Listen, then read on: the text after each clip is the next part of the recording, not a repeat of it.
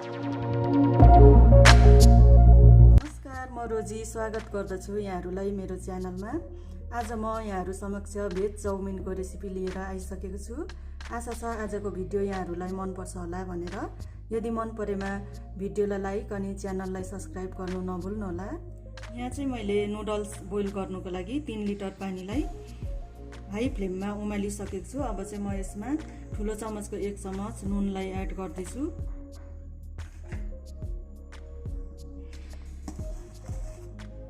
यो noodles boil गर्ने बेलामा यसरी नुन राख्यो भने चाहिँ नुडल्सको भित्रसम्म राम्ररी लाग्छ। अब चाहिँ म यो 400 ग्राम नुडल्सलाई बोइल गर्नुको लागि राखेँ।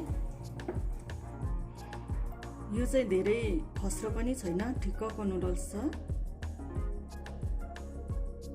यो नुडल्स 30 सेकेन्ड बाद चाहिँ म यसलाई चलाइदिँदैछु अलिअलि। नुडल्स राम्रोसँग बोइल हुँदैछ। यो चाहिँ जहिले पनि हाई फ्लेममा नै गर्नुपर्छ।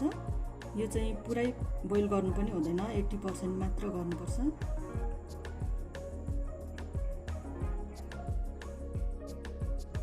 अब चाहिँ यो नुडल्स 80% बोइल भइसक्यो। यसलाई म पानी हटाएर चिसो पानीले राम्रोसँग धुनेछु, त्यसपछि फेरि हजुरहरूलाई देखाउनेछु। मैले भेज चाउमिनको लागि क्याप्सिकम, अन्त सिमी, फुलकोपी, गाजर, बन्दाकोपी रेडी गरेको छु। यो सब्जीहरूमा चाहिँ हजुरहरूले आफ्नो इच्छा अनुसारको राख्न सक्नुहुन्छ, अन्त बेसी कम्ती पनि आफ्नो इच्छा अनुसारले नै राख्न सक्नुहुन्छ।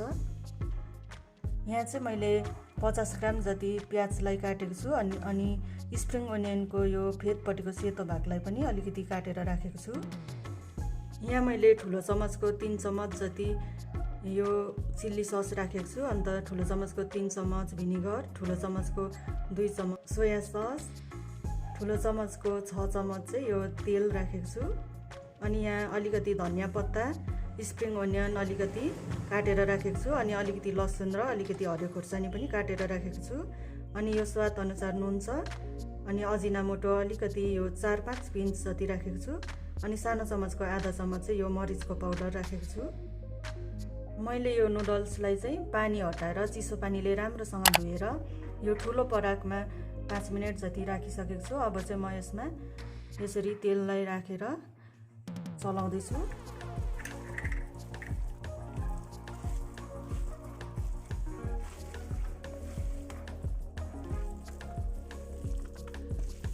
यसरी तेल मिक्स गर्यो भने चाहिँ यो नुडल्सहरू एक आपसमा टालिँदैन, राम्रोसँग छुट्टिन्छ अलग अलग।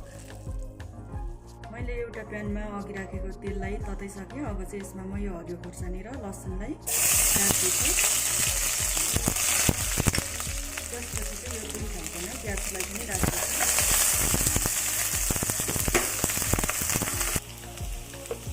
यसलाई एकछिन फ्राई गरेपछि चाहिँ म अघिको रेडी गरेको सबै सब्जीहरूलाई पनि एड गर्दैछु।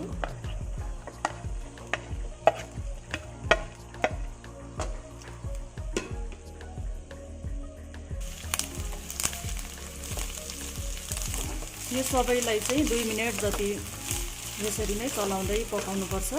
त्योभन्दा धेरै चाहिँ पकाउनु हुँदैन, फ्लेम चाहिँ हाई नै राख्नुपर्छ।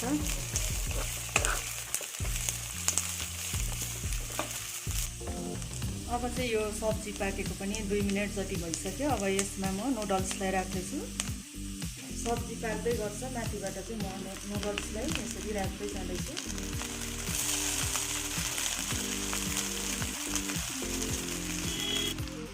त्यसपछि म सोया ससलाई राख्दैछु। यो भिनेगरलाई पनि एड गर्दैछु।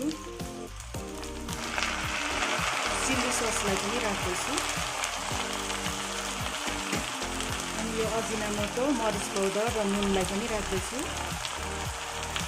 त्योसँग चलाउनुपर्छ यसलाई।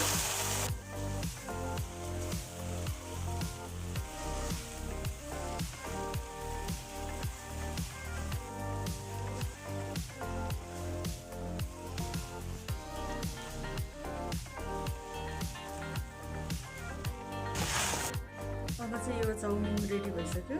लास्टमा चाहिँ म स्प्रिङ ओनियनलाई यसरी राख्दैछु।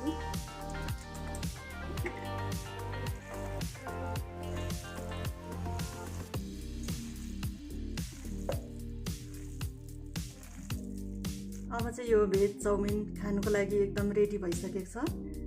एकदम स्वादिष्ट, हेर्दा पनि कति राम्रो खाउँ लाग्ने बनिसक्यो। आजको भिडियो यहाँहरूलाई कस्तो लाग्यो? यदि मन परेमा भिडियोलाई लाइक अनि च्यानललाई सब्स्क्राइब गर्नु नभुल्नुहोला। फेरि अर्को नयाँ भिडियो लिएर छिट्टै आउने नै छु। तबसम्मको लागि बिदा चाहन्छु। By by.